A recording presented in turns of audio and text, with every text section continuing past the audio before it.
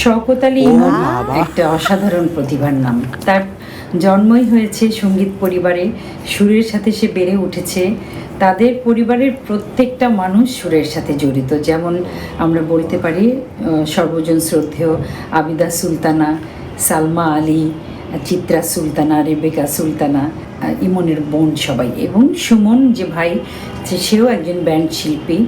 তার দুলাভাই দুইজন, একজন আমাদের দেশের সুর সম্রাট আলাউদ্দিন আলী এবং আমাদের অনন্য কণ্ঠের অধিকারী রফিকুল আলম। তো ওনাদের মধ্যে যেহেতু সে বড় হয়েছে, সে গান শুনতে শুনতে গানের একদম আনাচ কানাচ সব কিছু মুখস্থ হয়ে গেছে। এবং সবচেয়ে বড় কথা হলো যে শওকত আলী ইমন সত্যিকার অর্থে একজন জাত শিল্পী।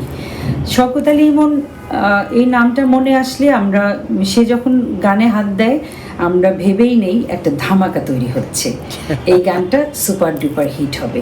কিন্তু সে যে কত সুন্দর মেলোডিয়াস গান সুর করে, সে আমি একটা উদাহরণ দেই। আমি যখন আমার গান, আমার জীবনে গাওয়া শ্রেষ্ঠতম অনেকগুলো গানের মধ্যে একটা ভালোবাসা ভালোবাসা থাকো তুমি দূরে, এই গানটা যখন গাইলাম ইমনের সুরে, কবির বকুলের কথায়, তো তখন আমরা যে স্টুডিওর মধ্যে যারা ছিলাম সবাই আমরা বিস্মিত হয়ে গেলাম যে এত সুন্দর গান তৈরি হয়ে গেছে।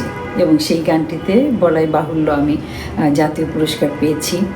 তো ইমন সত্যি সত্যি খুবই ভালো একজন কম্পোজার, খুবই ভালো একজন টিউনার, এবং সে সাইমন নামে গান গায়। আমি কিন্তু আমরা আসলে ইমনকে চিনি। ইমন বাংলাদেশের একজন রত্ন। তার একটা অর্কেস্ট্রেশন শুনেছিলাম, সেই অর্কেস্ট্রেশন আমাকে বিস্মিত করেছে। আমি ইমনকে ফোন করে বলেছি যে এরকম অর্কেস্ট্রেশন তোমার কাছ থেকে আরও চাই। এবং সত্যিকার অর্থে ইমনের কাছে বাংলাদেশের আরও অনেক কিছু চাওয়ার আছে, পাওয়ার আছে।